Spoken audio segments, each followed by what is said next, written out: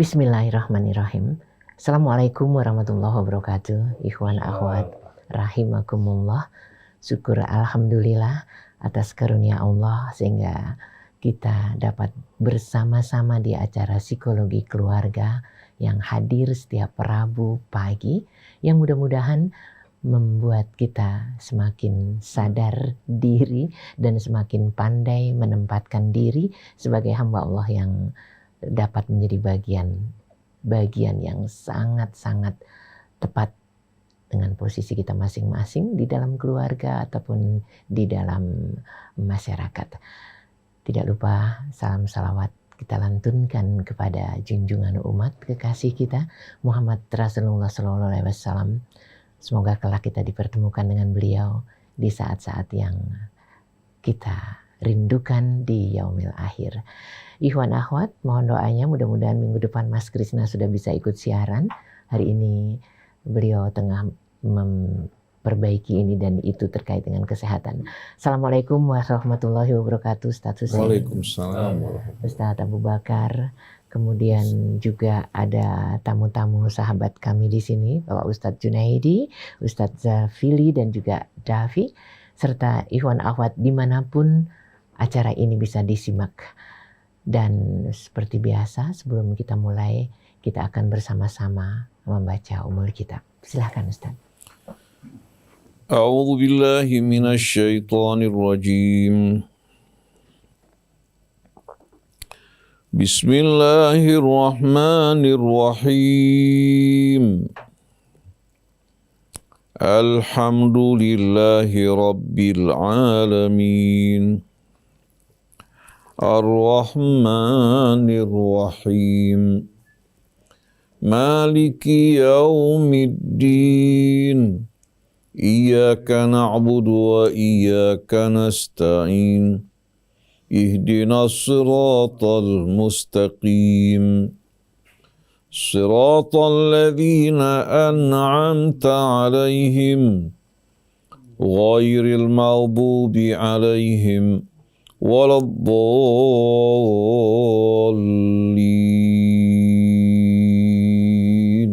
Amin. Allahumma amin. Ikhwan akhwat dan Ustadz Hussein serta Ustadz Abu Bakar, kasus kita hari ini dari seorang wanita. Sebagai istri Ustadz, saya merasa nggak tenang atas perilaku suami saya yang selalu menekan dan membentak-bentak jika ada kemauannya. Selama 8 tahun Ustadz, saya merasa nggak nyaman. Perasaan saya selalu mengatakan, sudahlah, tinggalkan saja suamimu. Dia sudah tidak ada gunanya. Nafkah juga dia nggak kasih, nggak memenuhi. Dan kebetulan Ustadz, saya punya pekerjaan dengan pendapatan yang mencukupi untuk rumah tangga ini. Suami minta saya berhenti kerja, sedangkan dia nggak punya aktivitas. Ustadz, apakah saya punya hak untuk meminta pisah dan meninggalkannya karena saya sudah nggak kuat? Saya jujur bingung bagaimana nanti ya anak-anak kalau ayahnya misalnya sudah nggak ada. Atau saya yang meninggalkan mereka. Mohon bantuan ya Ustadz, agar saya bisa mengambil keputusan yang terbaik. Ya, satu kasus itu mudah-mudahan mempersuasi kita semua. A'udzu billahi minasy syaithanir rajim. Bismillahirrahmanirrahim. Alhamdulillahi rabbil alamin. Allahumma salli ala Muhammadin wa ali Muhammad. Rabbana zidna ilman wa alhiqna bis salihin. Allahumma atina min indika rahmah wa allimna min ladunka ilman nafi'a wa anfa'na bima 'allamtana. Allahumma hdina subulas salam wa akhrijna minadh dhulumati ilan nur wa hdina ila siratikal mustaqim. Amma ba'du. Ikhwan akhwat, pendengar setia radio TV Silaturahim yang dirahmati Allah. Kepada seluruh kaum muslimin dan muslimat, kepada Ustaz Abu Bakar Baraja yang menemani kita dengan setia pada acara psikologi keluarga di bawah naungan Al-Quran, Ibu Hajjah Nur, begitu pula tamu-tamu kita Ustaz Junaidi, Ustadz Abdul Hasan Asyadzili, Muammar Qaddafi, Ondi, Anis, seluruh kerabat kerja di studio. Assalamualaikum warahmatullahi wabarakatuh.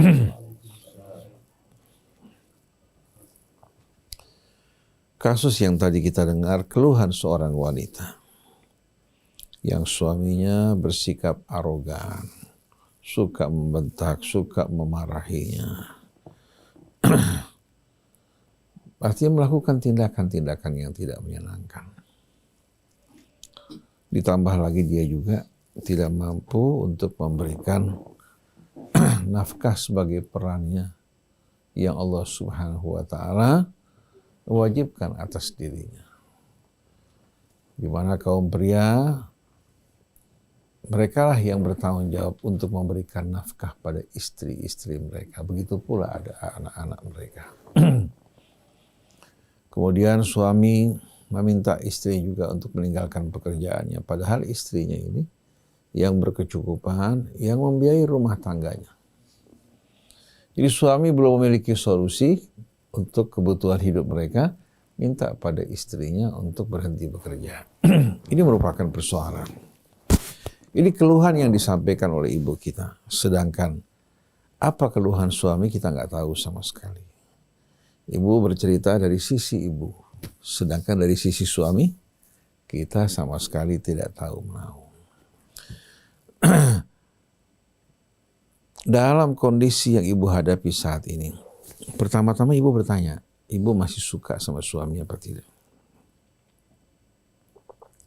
Kalau di hati ibu sama sekali sudah tidak ada rasa suka, ibu nggak bisa menjalankan tugas sebagai istri yang baik untuk suami, itu lain persoalannya.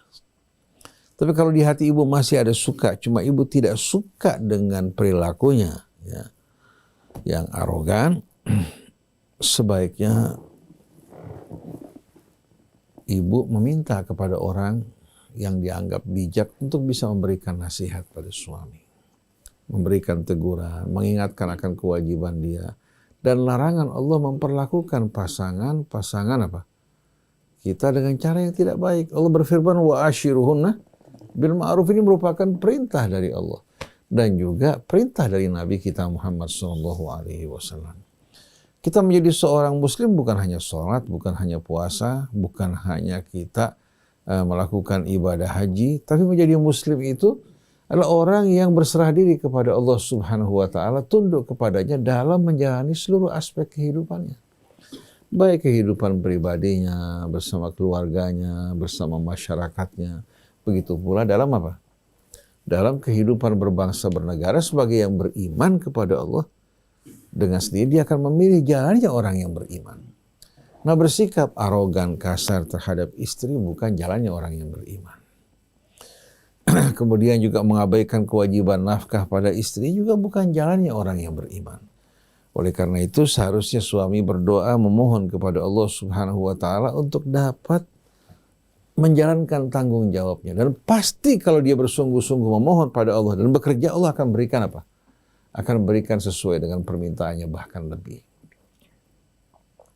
Jadi dalam kondisi yang ibu hadapi, kita jumpai ternyata pasangan suami istri ini belum menjalankan tugasnya. Suami belum menjalankan kewajiban dia. Suami tidak memperlakukan istri dengan mulia, dan istri merasa tertekan dalam hal ini. Tapi dia juga sudah memiliki buah dari perkawinan. Sudah memiliki buah perkawinan. Maka dalam hal ini ibu perlu mempertimbangkan pilihan dan sikap ibu. Sebelum mengambil keputusan untuk berpisah, coba pertimbangkan dengan baik. Di hati ibu masih ada nggak suka padanya? Masih mengharapkan nggak dia berubah? Yang bisa membuat ibu bahagia bersama-sama dirinya. Kalau seandainya ibu masih memiliki rasa cinta, rasa suka, tempuh cara yang tadi saya sebutkan untuk mengingatkan suami melalui orang-orang yang bisa dipercaya, dihormati oleh suami, yang memberikan nasihat yang baik dan mulia. Mudah-mudahan terjadi perubahan. Karena kita tahu kebanyakan masyarakat Islam ini tidak kenal apa kewajiban mereka terhadap istri mereka. Mereka hanya tahu istri wajib untuk taat padanya.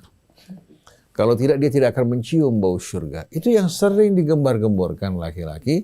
Dia menuntut dari istrinya untuk betul-betul mentaati, menghormati dirinya. Tapi suami tidak menjalankan tugasnya.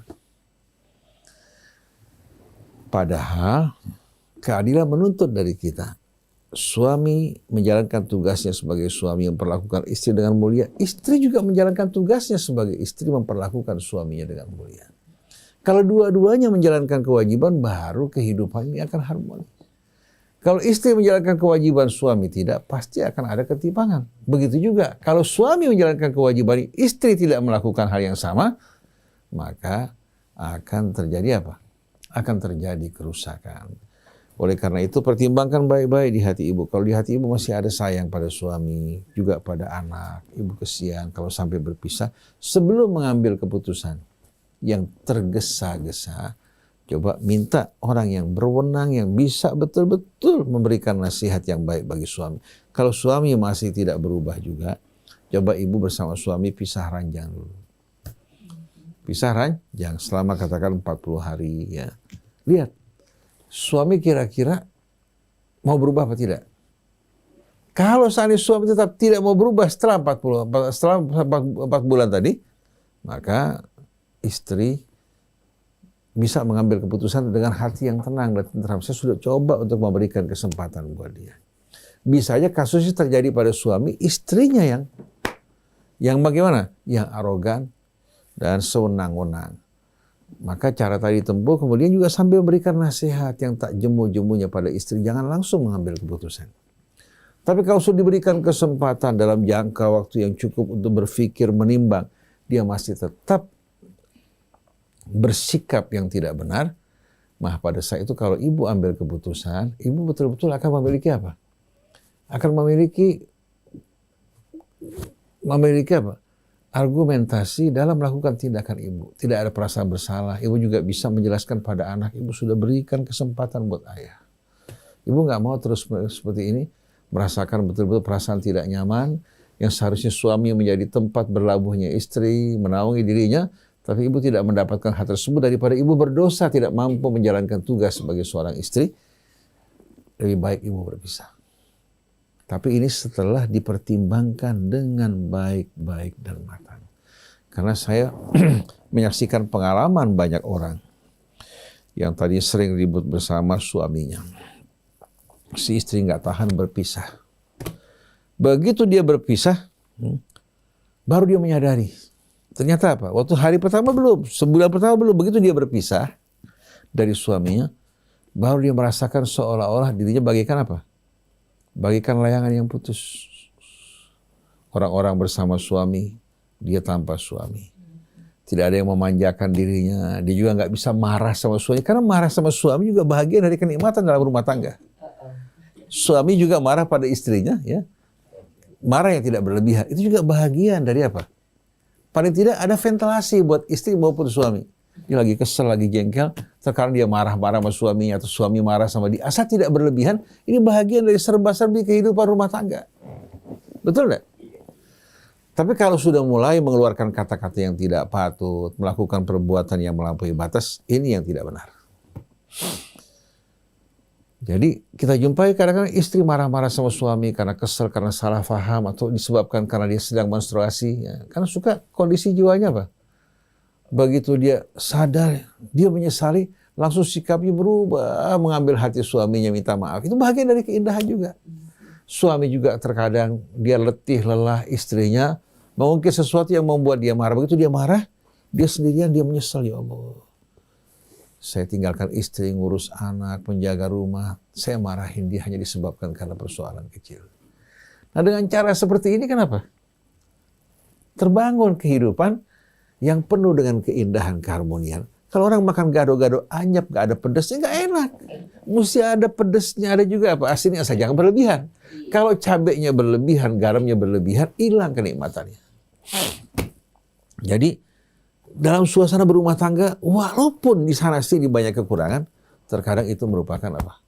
Merupakan bahagian dari tempat kita juga merasakan hiburan. Hunna libasul lakum wa antum libasul lahum. Mungkin pernah saya ceritakan seorang wanita Ini true story Abu Bakar, seorang wanita. Dia ngeluh kepada seorang temannya. Kebetulan seorang ahli hukum. Suaminya begini, suaminya begitu. Kita harus ingat, perempuan kalau lagi jengkel, pasti keluhan itu yang buruk semuanya. Tapi kalau sudah lagi tenang, kembali tenang, ya, baik-baik, diingatkan kepada yang sebelumnya, dia marah. Jadi si ahli hukum ini dengar, ternyata si perempuan dianiaya oleh suaminya. Dianiaya oleh suami. Karena pada saat dia jengkel, semua yang keluar, segala keburukan dia, tanpa mengingat kebaikannya. Dan pasti ada kebaikan. Akhirnya teman perempuan ini mengatakan, saya akan membantu kamu, memfasilitasi kamu untuk berpisah dari suami kamu. Ini diberikan kau ini suami seperti nggak boleh dibiarkan terus kan? Akhirnya dia urus. Dia seorang ahli hukum, ya, dengan alasan-alasan yang diajukan, akhirnya mahkamah memutuskan untuk memisahkan di antara keduanya. Akhirnya si ahli hukum ini, ya, bersama si perempuan yang tadi teman, karena kesibukan berpisah kurang lebih selama setahun. Setahun kemudian dia jumpai teman yang berpisah dengan suaminya, kurus, mukanya kusam. Dan bersedih. Ditanya, kenapa kamu seperti ini? Kamu balik lagi sama suami kamu? Dia mengatakan tidak. Ternyata saya setelah berpisah, saya menyesal. Walaupun saya dulu katakan, yang merasakan perasaan tidak nyaman karena tindakan suami, ternyata setelah saya berpisah, saya lebih lagi betul-betul merasakan perasaan tidak nyaman. Kesendirian, kesepian, persoalan menyangkut dirinya, anaknya. Jadi ternyata problemnya lebih besar lagi. Dulu walaupun dia menghadapi masalah, tapi masih ada sesuatu yang dipegang. Masih ada sesuatu di jiwanya apa? Yang menjadi pelabuhan buat dirinya. Karena tidak selamanya, tidak semuanya perbuatan suami itu buruk. Begitu juga tidak selamanya perbuatan istri juga benar. Dan sebaliknya.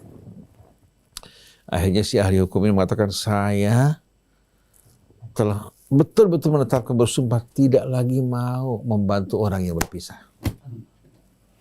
Saya menyesal luar biasa. Ternyata wanita ini yang saya bela mengalami keadaan kondisi apa? Yang lebih buruk lagi. Jadi hendaknya ibu mempertimbangkan dengan baik, dengan cara bijak. Ibu alhamdulillah diberikan kelebihan materi. Kalau ibu bisa memberikan maaf suami yang tidak mampu untuk memenuhi kewajiban dia, mungkin karena ekonomi sulit, dia sudah berusaha untuk bekerja, tapi pendapatan dia begitu. Ibu diberikan keutamaan. Kalau ibu masih cinta, masih sayang pada suami, kemudian ibu menemukan kekurangan-kekurangan, coba ibu minta orang untuk memberikan nasihat, baik seorang ustadz yang dihormati, atau katakan keluarganya, atau ibunya, atau orang tua laki-lakinya. Karena biasanya laki-laki kalau diaduin sama keluarganya, dia nggak begitu marah. Tapi kalau diaduin sama orang tua ibu, dia pasti marah. Saya ingat satu perempuan rupanya dimarah-marahin dengan cara yang kurang bagus oleh suaminya. Dia ngadu lari ke rumah orang tuanya suami. Mertuanya. Anaknya dipanggil. Ingat, abah tidak ridho dunia akhirat kamu kalau kamu perlakukan istri kamu dengan cara nggak baik. Si anak takut. Paling dia kesel, ente ngadu-ngadu lagi sama abah. Tapi nggak begitu merasa dihina. Coba ngadu sama orang tua, istri. Kalau orang tua istri marah-marah sama suami, itu bakal terjadi persoalan. Jadi datang semua orang tua suami, ayah ibunya kalau bisa memberikan nasihat, kalau tidak juga orang yang terpandang, yang bijak untuk memberikan nasihat bagi suami. Kalau masih belum ada perubahan, coba pisah ranjang dulu selama kurang lebih 4 bulan. Kalau selama itu suami ternyata masih tetap seperti itu, ibu ajukan gugatan cerai karena suami ternyata tidak menghargai kesempatan yang ibu berikan.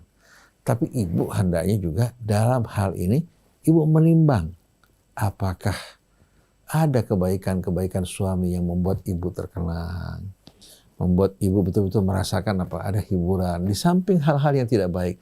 Karena kita kalau lagi jengkel semua hilang. Tapi kalau lagi suka, ada kasus kejadian sama orang yang dekat sama saya juga. Si ibu ngadu suaminya begini, macam-macam kan. Sudah punya anak banyak ini. Ceritakan suaminya begini. Saya dengerin. Subhanallah, berapa hari kemudian suaminya kasih hadiah buat dia. Kasih hadiah yang menyenangkan. Akhirnya si istri mulai, suami kita Masya Allah begini, puji terus-terusan. Saya bilang beda sama yang kemarin. Begitu saya ingetin tentang ucapan dia, siapa yang pernah bilang begitu? Itu cuma sekedar bercanda, humor, bukan betul-betulan. Jadi kalau kita lihat betapa cepatnya ya terjadi perubahan sebagaimana siang dan malam. Jadi pada saat kita emosi, marah, jangan kita mengambil tindakan, buat tenang hati, berpikir dan merenung. Ya. Kalau sudah, ibu ambil tindakan kebijakan yang betul-betul sesuai dengan akal sehat. Jangan sampai ya, ibu berpisah dari suami, begitu suami pindah sama orang lain, ibu menyesal. Ada perempuan pisah sama suaminya karena kesal sama suaminya. Suaminya baik, tanggung jawab, tidak pernah mukul sama sekali. Cuma suka ngungkit mulutnya kadang-kadang. Kamu tuh beruntung dikasih ini, tahu nggak? Yang seharusnya suami nggak boleh mengungkit sama sekali. Si perempuan merasa tidak nyaman. Akhirnya pisah di antara keduanya. Nah pada saat mereka berpisah, ya, saya bilang, dia datang ke rumah yang perempuan. Saya bilang lebih baik kamu kembali sama suami. Dia nggak mau sama sekali. Akhirnya setelah diberikan kesempatan berkali-kali suami bilang kita kembali, dia nggak mau, dia nikah sama orang lain. Begitu nikah sama orang lain, si perempuan baru merasa kehilangan. Sayang nggak? Eman. Nah saya bukan berburu sangka pada ibu, tapi ibu jangan sampai menjerumuskan rumah tangga ibu ke dalam kemelut yang lebih buruk lagi. Timbang ibu istikharah, minta petunjuk dari Allah. Karena ibu sebetulnya walaupun tidak banyak persoalan kalau dia tidak menjalankan tugasnya untuk memberikan nafkah. Kalau ibu tidak ridho, ibu punya hak berpisah. Punya hak untuk berpisah.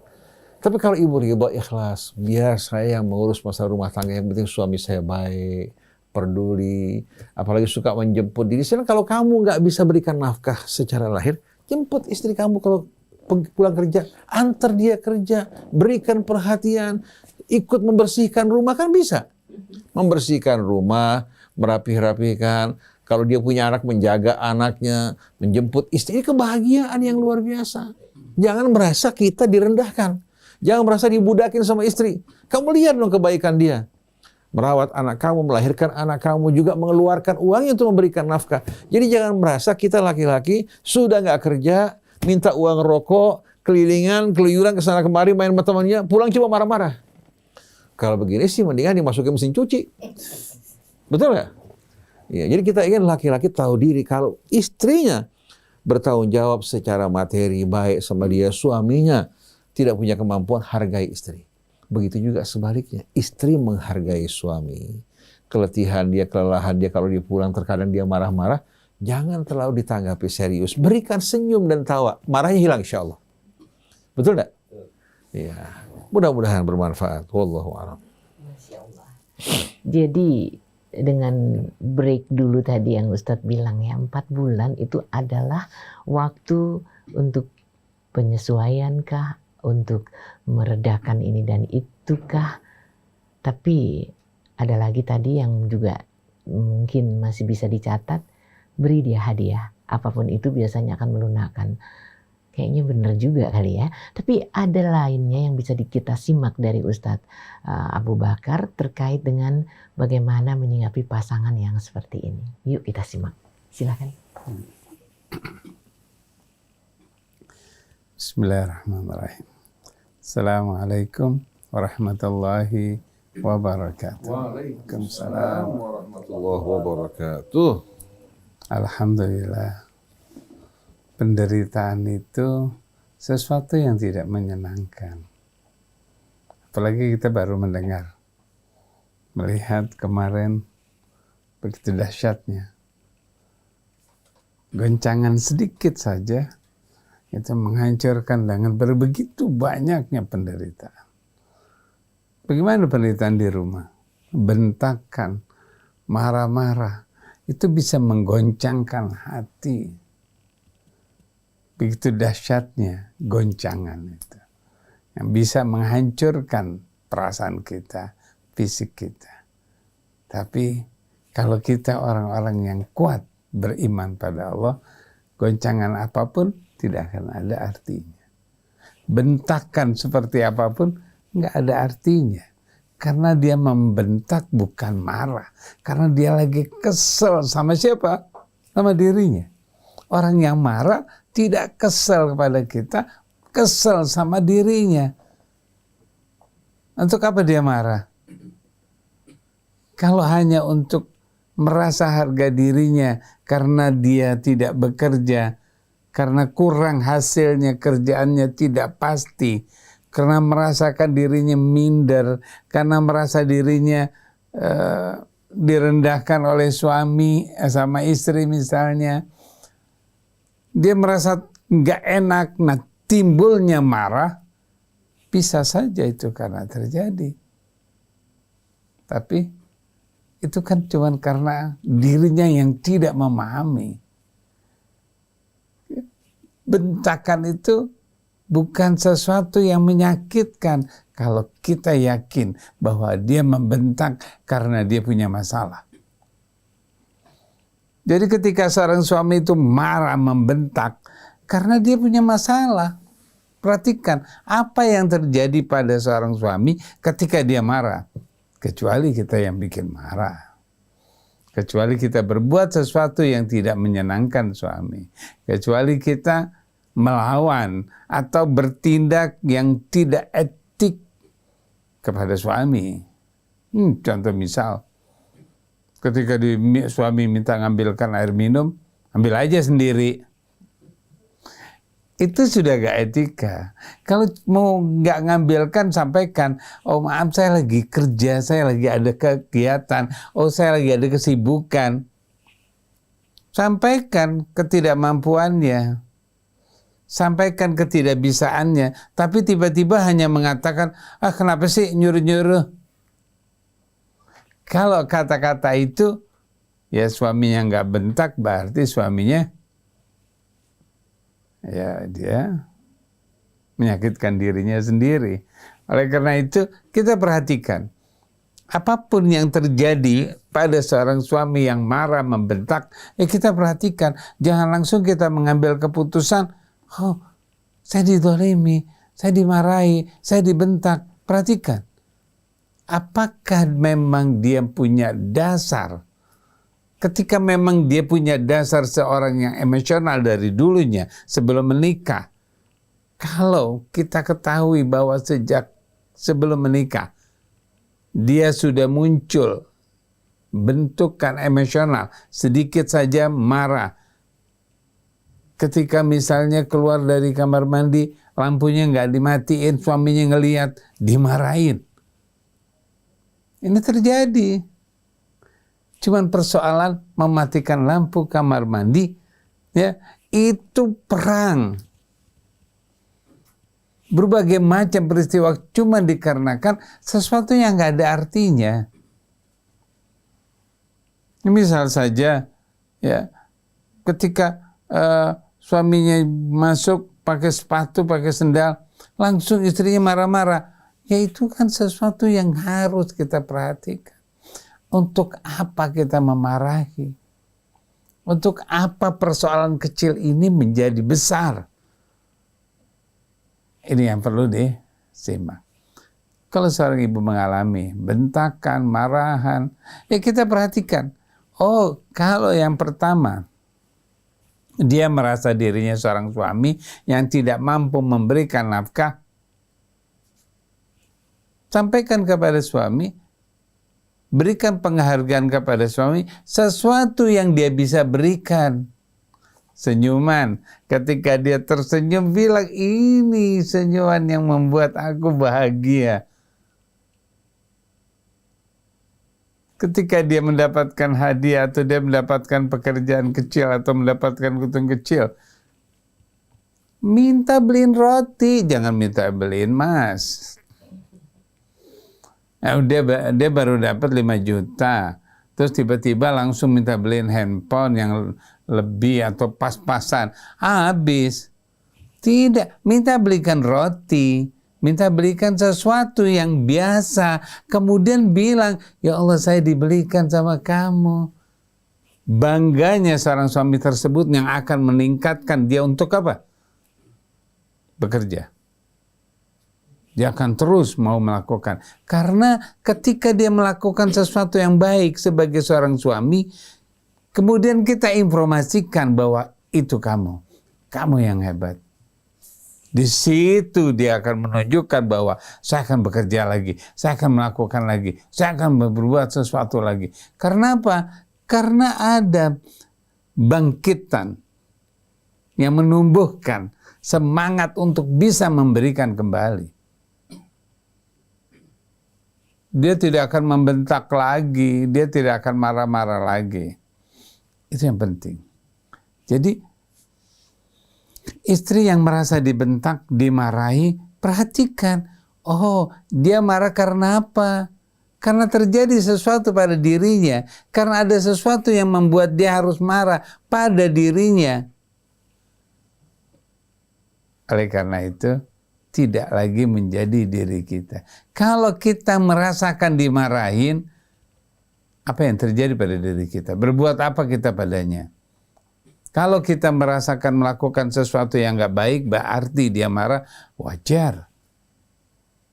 Kita seenaknya mentang-mentang kita yang bekerja, kita yang punya duit, seorang istri yang punya duit, bekerja seenaknya, langsung merentah-merentah. Nah, ini juga penting.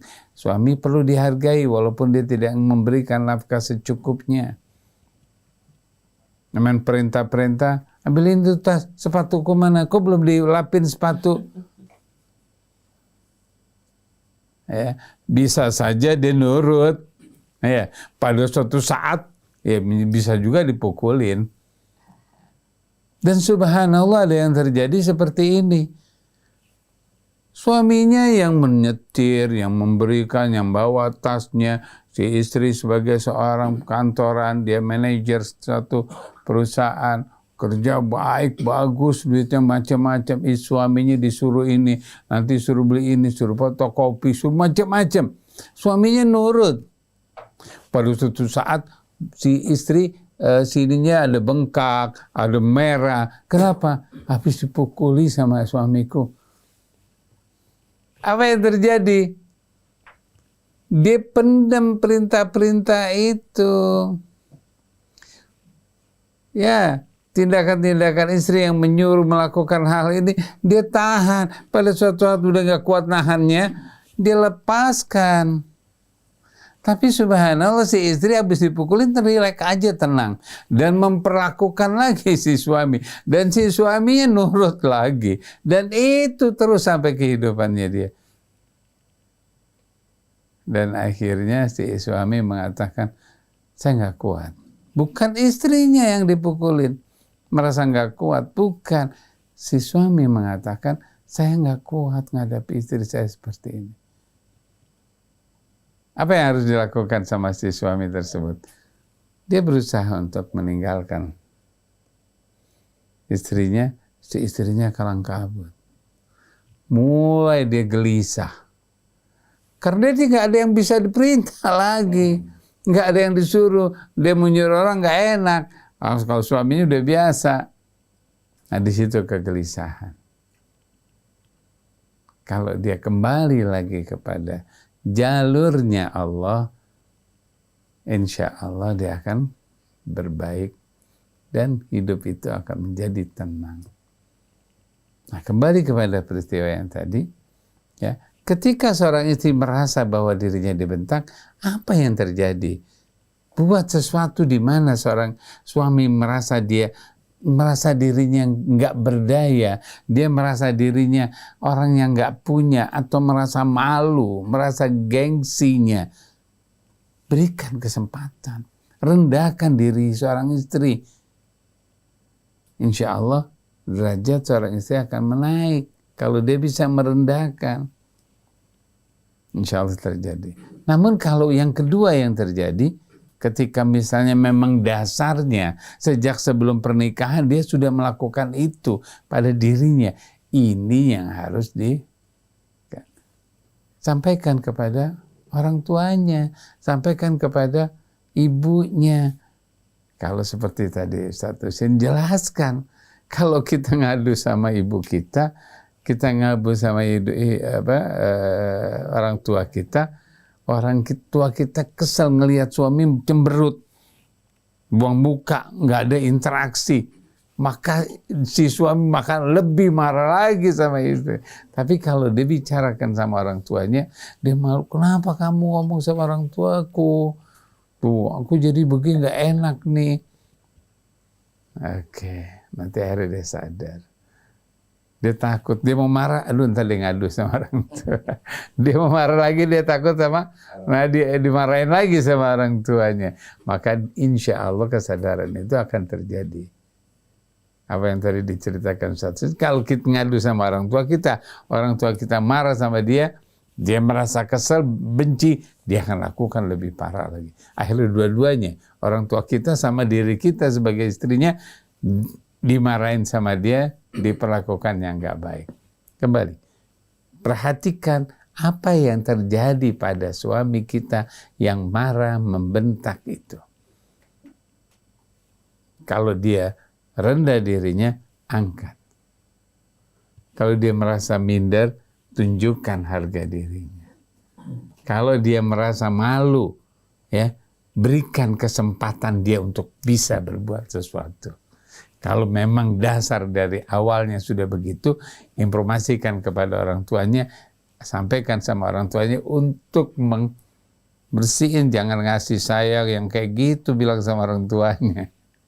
Oke, jadi perhatikan bahwa kehidupan itu akan bahagia ketika kita saling memahami. Kehidupan itu akan mendapatkan sesuatu yang sakinah ketika kita saling merapatkan rasa kita. Kalau kita ingin mendapatkan rahmatnya dari Allah, perhatikan bahwa suami itu adalah kehidupan kita. Istri itu adalah kehidupan kita. Itu adalah rahmat yang Allah akan berikan kepada kehidupan kita. Terima kasih. Suami adalah kehidupan kita, istri adalah kehidupan kita. Yang terjadi di dalam rumah tangga itu sebetulnya bisa didiskusin nggak sih ya? Kalau udah sebegitu nyebelnya, emang nggak ada ya tempat untuk saling ngobrol gitu suami istri. Terus kalau ada yang bertanya, Ustadz, sementara separate tadi, pisah ranjang tadi, itu sebaiknya tetap serumah kah atau bagaimana? Serumah, karena kalau pisah rumah nanti masuk orang ketiga. Oke. Jadi Allah perintahkan dalam Quran, laki-laki kalau ingin memberikan pendidikan buat istrinya, wahjuruhunna fil madhaji. Artinya lakukan hijrah, tapi dalam kamar, jangan tinggal, jangan pisah. Maksudnya apa? Jangan sampai anak-anak tahu pertengkaran mereka. Tapi kalau seandainya kondisi tadi, biar istri bisa ranjang, suami bisa ranjang, selama 4 bulan berpikir. Betul-betul suami itu sudah nggak suka sama istrinya lagi. Kalau dia sayang, cinta sama istrinya, takut kehilangan, dia akan berusaha merubah sikapnya. Dan mudah-mudahan istri juga dengan berpikir lebih baik, dia menimbang. Apakah suaminya sudah nggak ada kebaikan sama sekali?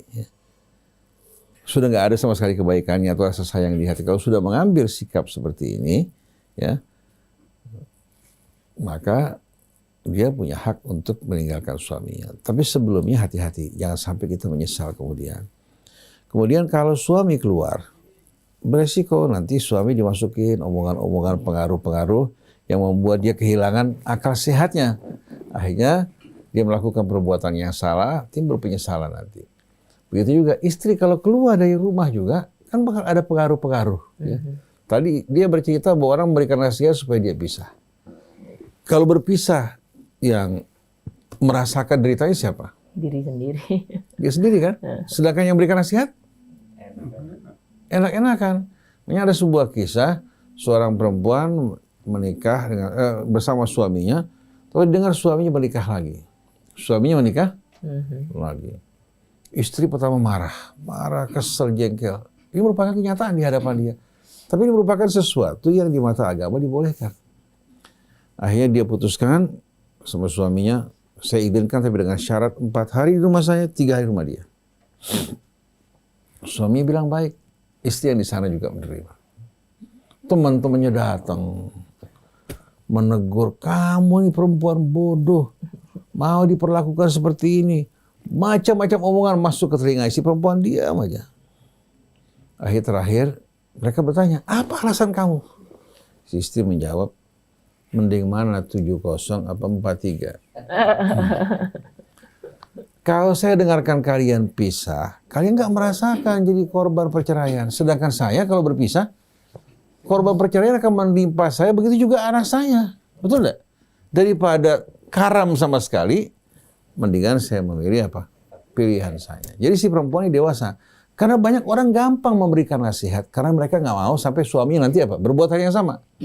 Dia korbankan teman perempuannya, bukan berikan nasihat yang baik, petunjuk yang baik. Apalagi suaminya sayang sama dia. Cuma dia bilang, saya ini takut berbuat dosa. Saya bukan tidak menyayangi kamu, saya menikah, pilih ini, saya memilih keridhaan Allah Subhanahu wa Ta'ala. Walaupun saya tahu ini perbuatan saya menyakiti kamu, tapi ingat, di hati saya kamu adalah yang pertama. Cuma kadang-kadang kan, bodoh kamu, nanti yang muda nguasain suami kamu. Dia lebih muda, lebih menarik, lebih itu omong kosong. Suami istri kalau hidup berumah tangga, sekian lama perempuannya baik, dia tetap di hatinya. Dan harus tahu, wanita bagaimanapun cantiknya tidak akan sama sekali bisa menghapuskan kenangan-kenangan yang baik di hati suami terhadap istrinya. Dia Sayyidah Khadijah bersama Rasulullah. Dia menikah bersama Sayyidah Khadijah. Ya. Khadijah meninggal dunia, selalu Rasulullah menjadikan sebutan di tengah-tengah istrinya yang lain. Sampai Sayyidah Aisyah cemburu kan? Ya seorang wanita yang sudah tua, janda. Sedangkan saya kan seorang wanita yang masih gadis. Rasulullah marah luar biasa. Dia membela aku di saat orang semua merangi aku. Dia mempersembahkan hartanya, memberikan dukungan pada saat orang memboikot aku semuanya. Meninggalnya Sayyidah Khadijah setelah menemani Rasul dalam pemboikotan selama 3 tahun. Oleh karena itu setiap kali Jibril turun, menyampaikan salam dari Allah untuk Khadijah. Ini kan indah gak? Jadi jangan sekali-kali wanita ini merasa apa? Merasa bahwa dirinya akan diabaikan karena suaminya menikah dengan wanita lain. Kalau wanitanya baik, taat. Insya Allah suaminya akan tetap menghargainya. Daripada bercerai, membuat daging yang telah menyatu, sobek, meninggalkan trauma yang banyak. Nah, saya ingin sampaikan di sini di tengah-tengah psikologi keluarga, mengingatkan kepada ikhwan, pendengar, pemirsa radio TV Silaturahim. Di tengah-tengah suasana seperti ini, jangan kita membiasakan diri kita tuh suka pamer. Masukin di Instagram makanan yang kita makan, pergi ke sana, pergi kemari, atau acara pernikahan berlebihan. Coba perhatikan, apa yang kalian keluarkan tuh dibutuhkan untuk korban-korban yang berjatuhan di Cianjur. Ada seorang laki-laki rumahnya runtuh, 2 lantai, dia duduk depan rumahnya sambil menggendong bayinya yang meninggal dunia atau anak yang meninggal dunia. Ada 700 korban dan korbannya cukup berat. Yang tidak mati, 160 lebih yang meninggal dunia. Rumahnya runtuh. Coba perhatikan, apa pantas kita memamerkan makanan kita, minuman kita, perjalanan kita keluar ke sana kemari, kemudian selfie sana, selfie sini, sedangkan saudara-saudara kita banyak yang masih menderita. Jangan kamu beralasan kita kan punya, nggak minta semua orang lain, nggak beratkan orang lain. Apa yang kamu punya itu ada hak orang lain pada harta kamu.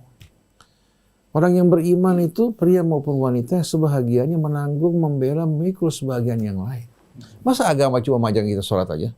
Sholat justru untuk membuat hati selalu terhubung dengan Allah. Nah, harta kita ada hak-hak kerabat kita yang susah, hak fakir miskin, hak-hak orang yang menjadi korban. Maka kita menghimbau kepada para pendengar sekalian yang memiliki kelebihan, berinfaklah di jalan Allah. Mau langsung ke sana silakan untuk melihat bagaimana derita orang yang korban, hingga kita merasakan hati kita ini apa? Lebih sensitif, bukan terbiasa. Kita ini hanya bersenang-senang, mengalami cobaan sedikit, kita berkeluh kesah. Yang berumah tangga, bubar rumah tangganya hanya karena persoalan kecil. Mau langsung menyaksikan sambil membantu silakan. Atau melalui radio Silaturahim, ingin mengirimkan bantuannya, atau melalui lembaga-lembaga yang lain yang berkiprah dalam bidang sosial. Atau melalui Mercy-nya, kita berharap yang berniat untuk mengadakan perkawinan mengeluarkan 1 miliar katakan, ya 500 juta. Keluarkan, berikan bantuan untuk mereka. Insya Allah Anda akan mendapatkan ampunan, rahmatnya, dibukakan pintu hidayahnya, Dan ini mudah-mudahan jadi bagi Anda pembeli kafling di surga. Kehidupan dunia bakal ditinggalkan. Dan mudah-mudahan dengan infak ini anak Anda yang tadinya bermasalah diperbaiki, yang sakit disehatkan, yang katakan dalam keadaan menderita dilapangkan penderitaannya. Mari kita berbagi, ulurkan tangan kita, dan mulai saat ini jangan biasakan kita hidup bereiforia, bersenang-senang di atas penderitaan saudara kita yang lain. Jadi mudah-mudahan para jamaah siap untuk berinfak semaksimal kemampuannya, tanpa memaksakan diri. Tapi kalau yang punya kelebihan, hendaklah berinfak lebih banyak lagi. Mudah-mudahan Allah ampuni dosa orang-orang yang punya kepedulian, diangkat derajatnya, disediakan kaflingnya di surga, dibahagiakan hidupnya, dan keluarganya diperbaiki, anak-anaknya yang bermasalah juga mudah-mudahan, atau rumah tangganya yang bermasalah, insya Allah Allah berikan jalan keluar yang sebaik-baiknya. Wallahu a'lam. Alhamdulillah, bagian akhir daripada kebersamaan kita mengingatkan bahwa sedang ada duka yang berada bersama-sama saudara kita. Mudah-mudahan kemudahan Allah limpahkan dengan apa yang bisa kita lakukan untuk memudahkan mereka juga. Kita masih ada waktu beberapa saat. Bisa jadi Pak Abu Bakar bisa menambahkan terkait dengan kalau separate tadi itu perlu dibahas dulu nggak? Yuk kita sekarang bisa ranjang dulu sehingga nggak tiba-tiba biar nggak bikin kaget gitu ya Ustadz. Menurut Ustadz Abu Bakar seperti apa? Mari kita simak. Bismillahirrahmanirrahim. Insya Allah derita yang kita rasakan itu akan kembali menjadi bahagia ketika kita merasakan bahwa begitu bantuannya Allah, bantuannya umat Islam semuanya meresapi kepada kehidupan kita. Begitu juga yang keluarga yang sedang berantakan ini, yang sedang merasakan sesuatu, dapat pencerahan dari satu scene, akan lebih lagi bahagia, insya Allah. Ketika kita ingin mengambil satu sikap, sebaiknya kita komunikasikan. Ketika kita ingin berusaha untuk membuat satu tindakan, sebaiknya kita komunikasikan. Itulah jalan yang terbaik. Tanpa kita memberikan komunikasi, disitulah satu konflik yang terjadi. Maka komunikasi itu merupakan satu ikatan yang sangat kuat. Yang tadinya ingin bertindak, ingin berpisah, pisah ranjang atau pisah apapun, setelah dikomunikasikan, insya Allah itu tidak akan terjadi. Karena ketika kita menyampaikan, rasanya kok saya ini berat ya kalau bersama kamu terus, saya nggak kuat kalau kamu dekat sama kamu sedikit, kuping saya sudah terngiang bentakan. Ya sudah, pergi aja kamu ke sana. Kamu nggak usah dekat sama saya. Pasti, karena ngomongnya sudah nggak nyakit, sudah menyakitkan. Tapi sampaikan, saya ingin terus bersama kamu. Saya ingin dekat dengan kamu. Saya nggak ingin berpisah. Ketika suara bentakanmu sudah tidak ada lagi di telinga saya ingin terus dekat dengan kamu. Coba perhatikan. Saya ingin selalu bersama kamu karena kamu suami saya. Karena kamu istri saya. Saya ingin lepaskan pendengaran saya. Bentakan, marahan, penyalahan.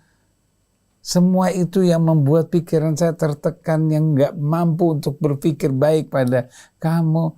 Saya pengen ngilangin. Boleh gak? Nah, boleh gak saya ingin ngilangin? Sebentar saja. Berapa lama? Ya kalau menurut sehari sih 4 bulan. Oh kelamaan. 4 hari aja katanya suami. Tawar menawar. Oke, kalau gitu gimana? Mulai sekarang saya gak mau bentak selama 4 hari. Oke, baik. Nah, disitulah satu proses di mana suami merasakan bahwa, oh dia mau pergi. Oh dia pengen dekat sama saya. Tapi karena mungkin saya yang seperti ini. Terjadilah istilah yang di mana kebaikan itu ada. Sampaikan yang baik. Ingin mengambil tindakan, mengambil keputusan, sampaikan yang baik. Insya Allah semua itu akan terjadi. Maka membahas masalah akan terjadi masalah. Saya teringat hadisnya, kalau koreng itu dikorek-korek terus, dia akan melebar. Begitu juga masalah itu kalau kita bangkit, kita bahas terus, maka yang terjadi apa? Masalah. Nggak pernah ada yang selesai. Oleh karena itu, yuk kita menyelesaikan, bukan memasalahkan. Insya Allah yang terbaik. Terima kasih. Insya Allah, Alhamdulillah. Dan Ustadz Hussein, bagaimana kalau kita bersama-sama berdoa untuk bencana yang sedang melanda saudara-saudara kita di penghujung acara kita, Ustadz. Silakan. Bismillahirrahmanirrahim. Alhamdulillahirabbil alamin. Allahumma shalli wa sallim ala sayyidina Muhammadin wa ali sayyidina Muhammad. Allahumma lakal hamdu syukra wa lakal mannu fadla wa anta rabbuna haqqa wa nahnu abiduka riqa wa anta lam tazal lidzalika ahla. Allahumma ya muyassira kulli asir wa ya jabira kulli kasir wa ya sahiba kulli farid wa ya mughniya kulli faqir wa ya mu'ammina kulli mukhif. Allahumma ya Rabb اغفر يا ربنا لإخواننا الذين سبقونا بالإيمان من ضحايا cianjur وغيرها من البلدان والمدن اغفر لهم يا رب وألهم يا ربنا السلوان لأهلهم وذويهم لمن حي منهم ويسر لهم أمورهم واجبر كسرهم يا ربنا وآمن روعتهم warzuqhum ya Rabbana min indika rizqan wasi'an halalan tayyiban mubaraka wa alif ya Rabbana baina qulubihim wa anzilis sakinata alaihim wa a'inhum ya Rabbana wa kun lahum khalifatan lahum ya Rabbana. Allahumma inna nas'aluka ya Rabbana an taghfir lana wa li jami'il mu'minina wal mu'minat wal muslimina wal muslimat wa tadfa' 'anna al bala wal waba wal fitana wal qalaqila waz zalazila wal munkara was su'a wal fahsya'a wal munkar ma dhahara minha wa ma batan.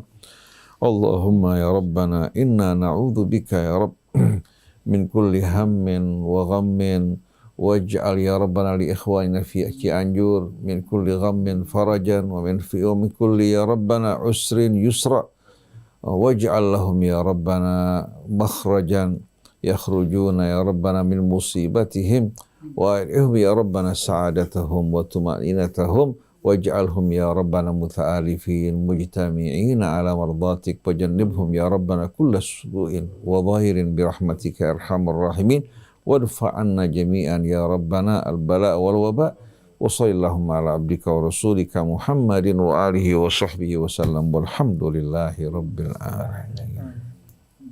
Semoga Allah mudahkan segala sesuatunya sehingga saudara-saudara kita mengalami proses yang semakin membuat kedekatan kepada Allah dan kita semua selalu mendoakan untuk itu. Baik Ustadz Hussein, Pak Abu Bakar, semua sahabat-sahabat di sini dan ikhwan akhwat, billahi taufiq wal hidayah. Wassalamualaikum warahmatullahi wabarakatuh.